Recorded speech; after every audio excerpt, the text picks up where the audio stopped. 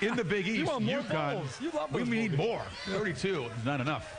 Connecticut, out of the Big East, is already bowl eligible, but they're thinking about a really big bowl. They got a chance at a BCS bowl bid. Right now, West Virginia would have to be considered, right, the favorite in the Big East, as they were in the preseason. Yeah. But how we got there is really interesting, because it seems like there's a different it team every week. For a while it was Cincinnati, USF, and now it's Uconn. Uconn is the it team, because they knocked off USF in their own ballpark. And I'll tell you more about the Huskies here. They got Andre Dixon, North Brunswick, New Jersey. He's a sophomore, all-purpose yardage leader. They don't generate many big plays on offense, but they don't give up many big plays either. The defense is good. Robert Vaughn, a recruit out of Massachusetts, 5 interceptions.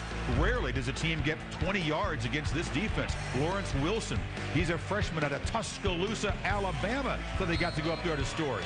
I'm telling you, Uconn, unloved, they think, unrespected, even though they're cruising along. That they do have the one loss. They had the one loss to Virginia, but they're still undefeated in the conference. What about Connecticut at number 13 in the BCS? Well, Connecticut's a very sound football team, very old-fashioned type. Play very well on defense. They're number 3 in the nation on scoring defense. And here's one of the main reasons. 11 players have started every game for Uconn on defense. That's unheard of. But here's the most important fact. They're great in turnover margin. If you don't think turnover margin is important, listen to this. 5 of the top 6 teams in the nation in turnover margin are 8-0 or 7-1. I mean, that's an amazing stat. And plus, I'm picking Connecticut because this is Rutgers' first game this year on grass.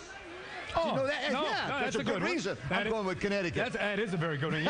You are exactly right when it comes to turnover margin. And when you are second in the nation in turnover margin and you're third in the nation in scoring defense, you're going to win games. And so far this year, they've been able to do that. Doing just enough on offense. It's going to get tougher for them. You look at November 24th. That's the game, in my opinion, where we're going to find a lot about Uconn. I think they win today at home against Rutgers. But when they take on West Virginia, the bar gets raised just a bit. That's an early lean on the game in Morgantown, November 24th. Say nothing about November 24th. Well, you said plenty about today, though, because beating Rutgers will be another big win for him. You say it's the first game on grass. Right. It could be wet and sloppy grass, because that nor'easter that's affecting the game in Boston, also coming into New England, it's going to be rainy, it's going to be windy.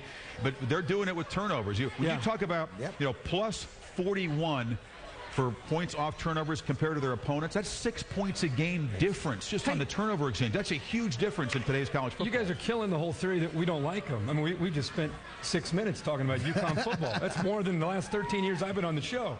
We just spent 6 minutes. Well, you know why? Uconn they football. Deserve it. They're starting to win now. They do deserve it. It could be a big weekend. We love them. Gonzaga comes in to play the Huskies on the hardwood there. That's the same weekend as BCS Selection Day. It could be a huge weekend in Connecticut. Yep.